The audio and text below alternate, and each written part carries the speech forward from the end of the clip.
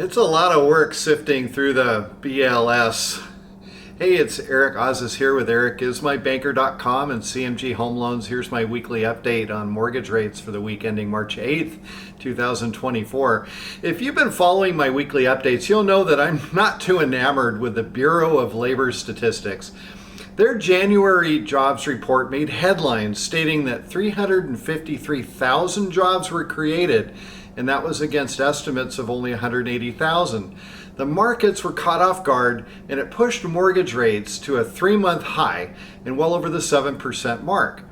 But 353,000 was an adjusted number. The actual raw numbers showed that there were job losses of over 2.6 million. Fast forward now to the February report. We just got it out this Friday. Another blockbuster report showing 275,000 jobs created against estimates of 200,000. Also, in that report, the January numbers were revised downward by 124,000 jobs, and December's revised downward by 43,000 jobs. That's 167,000 jobs revised downward in the last 2 months, and it brought the January numbers pretty close to the original forecasts. Anyone want to bet on the odds that the February numbers will be revised downward as well? There are other job reports available, such as ADP's, which does not count government jobs. ADP's February report showed 140,000 jobs created. That sounds about right compared to total estimates of 200,000, which would include government jobs. The BLS needs to get their act together. Their adjusted numbers are misdirecting the financial markets.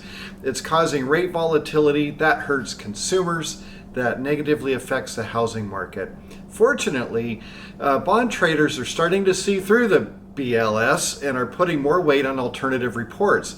Thankfully, this week, bonds did not react too negatively to the jobs report, and actually rates dipped below 7% for the first time in a few months.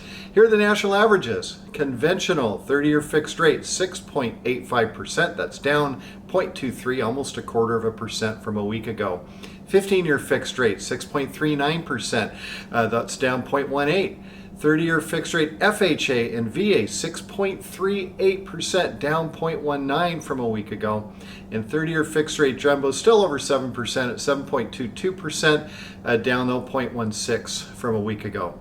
Moving on, I've been talking recently about affordability hacks, way to buy homes to get around the expensive homes we have, especially in the Pacific Northwest. Last week I talked about how to buy a 2 to 4 unit property with only 5% down. It's such a great program because you can not only get into a home for a low down payment, but the rent received from your tenants helps making that home much more affordable. I got quite a few comments about this program, lots of questions. One person, one of my favorite realtors, reminded me that FHA has always allowed a low down payment on 2 to 4 unit owner occupied properties. And although it's true that FHA allows you to purchase a 2 unit property with only 3.5% down, also 3 to 4 unit properties in theory, there's an obscure rule that can substantially increase FHA's down payment requirement on 3 to 4 unit properties. That rule says that your total mortgage payment cannot exceed 75% of the rents on the property. Consequently, in our expensive Pacific Northwest, it becomes almost impossible to finance a 3 to 4 unit property with just 3.5% down using FHA financing.